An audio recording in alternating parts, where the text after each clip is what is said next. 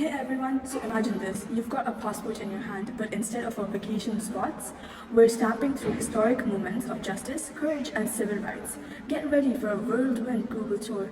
It's going to be inspiring, maybe even a little surprising.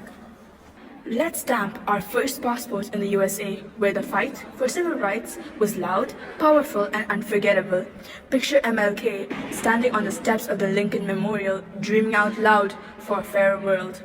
Marches, boycotts, and courage brought about laws that actually changed lives. Next stop, South Africa, where apartheid wasn't just unfair, it was the law. But Nelson Mandela didn't back down. After nearly 3 decades in prison, he walked free and straight into presidency, guiding his country into a new era. Talk about a comeback story. Now flying to India, where Gandhi took on the British Empire with no weapons. His secret power? Peaceful protest. The idea of Satyagraha, resistance without violence, was so powerful it shook an entire empire and inspired leaders all over the world. Bonjour, in France, back in 1789, revolution wasn't just about bread and taxes, it was about rights. The Declaration of Rights of Man laid the foundation for freedom of speech, equality, and liberty that would echo far beyond Europe. In the UK, abolitionists fought to end slavery across the empire. The Slavery Abolition Act of 1833 freed thousands and proved that voices raised together can topple injustice, even centuries old. Passport stamp in Germany. After the Berlin Wall came down in 1989, East and West Germany reunited. Families were reunited too. All the people got back their rights they'd been denied for decades. It was more than just a political event, it was a human one. Let's samba to Brazil, where black Brazilians push back against deep-rooted racism. The Black Consciousness movement reclaimed identity, culture, and dignity. Today, November 20th, is their national day to celebrate it. Next, Iran, where brave women took to the streets demanding freedom of expression and choice. What started with one tragic event became a national-wide and global movement for women's rights.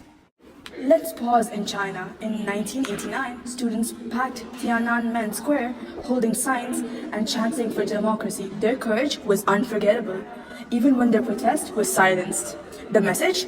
The people will be heard. Crossing over to Canada, where the truth and reconciliation efforts are helping to heal from the trauma and Indigenous residential schools. It's not just about the past, it's about committing to justice today.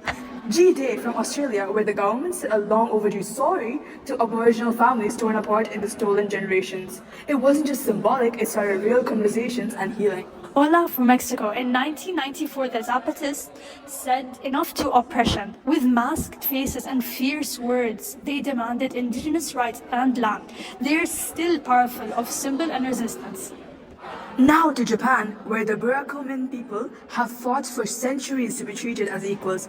Their movement reminds us that civil rights isn't just a Western idea, it's global. Kai Ora from New Zealand. The Maori people have worked hard to reclaim their land, culture and rights. Waitangi Tribunal is helping honor these promises one step at a time.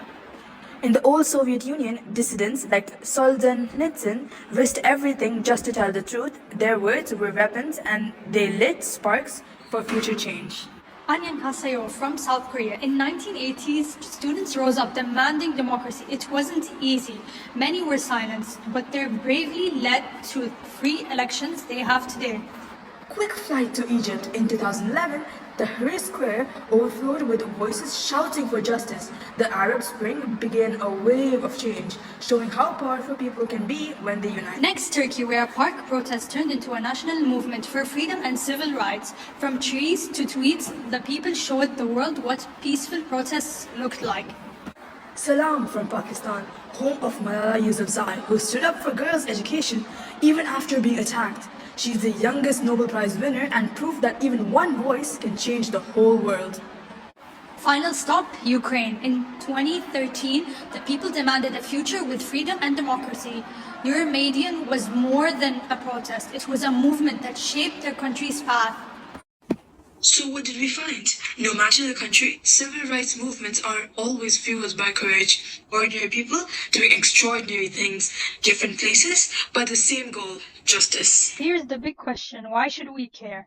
Because history repeats itself and because the next movement It might be started by someone in this very room. Thank you for joining me on this ride around the world. Let's keep learning, speaking up, and standing up for what is right wherever we are.